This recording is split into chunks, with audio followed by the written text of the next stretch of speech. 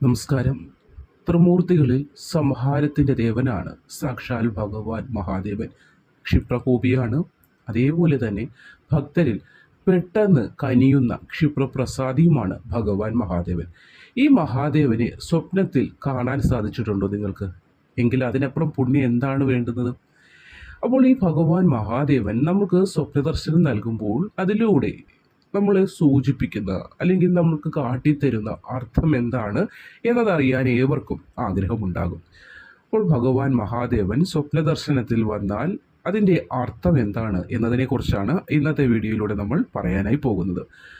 സ്വപ്നത്തിൽ നിങ്ങൾക്ക് ശിവഭഗവാന്റെ മൂന്നാം കണ്ണാണ് കാണാൻ സാധിച്ചിട്ടുണ്ടെങ്കിൽ അതിനർത്ഥമാക്കുന്നത് അഹങ്കാരവും കോപവും ഉപേക്ഷിക്കുക എന്നൊരു മുന്നറിയിപ്പാണ് ഭഗവാൻ നിങ്ങൾക്ക് നൽകുന്നത്.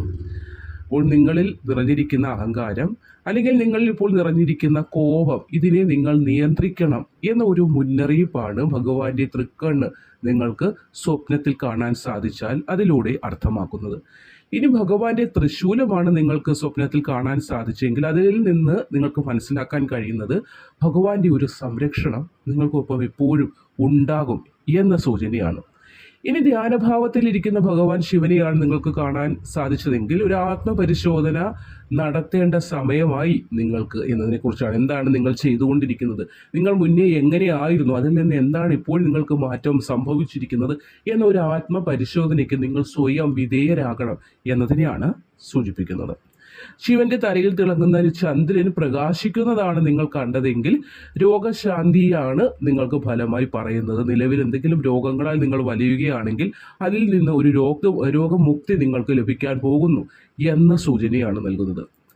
ഓം നമഃശിവായ എന്ന മന്ത്രം കേൾക്കുന്നത് ആണ് നിങ്ങൾക്ക്, അതായത് നിങ്ങളുടെ മനസ്സിൽ രാത്രിയിൽ സ്വപ്നം കാണുന്ന വേളയിൽ നിങ്ങൾ ഓം നമഃശിവായ എന്ന് ജപിച്ചുകൊണ്ടിരിക്കുന്നതാണ് സ്വപ്നദർശനമായി നൽകുന്നതെങ്കിൽ അതിൻ്റെ അർത്ഥം നിങ്ങളിലേക്ക് ഒരു ദിവ്യ ശക്തി വരുന്നുണ്ട് എന്നതാണ്. അതായത് ഭഗവാന്റെ ദൈവാധീനം വരുന്നുണ്ട്, അല്ലെങ്കിൽ നിങ്ങൾക്ക് ഇനി ഭാവിയിലേക്ക് എങ്ങനെയായി തീരണം എന്നതുകൂടി ഒരു ഉൾവിളിയായി ഭഗവാൻ നൽകും എന്നതിൻ്റെ സൂചന കൂടിയാണ്.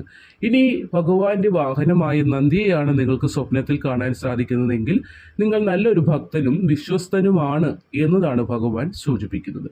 അപ്പോൾ നിങ്ങളുടെ ഭക്തിയിൽ അദ്ദേഹം പ്രസാദിച്ചിരിക്കുന്നു എന്നും നിങ്ങൾ നല്ലൊരു സത്യസന്ധനായ ആളാണ് എന്ന് ഭഗവാന് ബോധ്യപ്പെട്ടിട്ടുണ്ട് എന്നതുമാണ് സൂചിപ്പിക്കുന്നത്.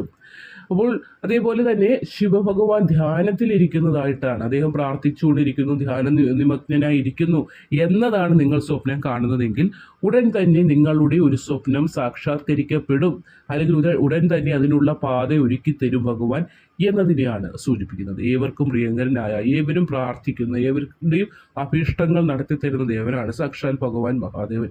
ഭഗവാൻ മഹാദേവനെ സ്വപ്നത്തിൽ കാണാൻ സാധിച്ചിട്ടുള്ളതിൽ അവർ സുഹൃതികളായ ആളുകൾ എന്നതിനപ്പുറം എന്താണ് പറയാനായിട്ടുള്ളത്? അപ്പോൾ ഇങ്ങനെയുള്ള ഭാവങ്ങളിലൊക്കെ കാണുമ്പോൾ അതിൻ്റെ അർത്ഥം ഏതാണ് എന്നത് മനസ്സിലാകണം നമ്മൾക്ക്.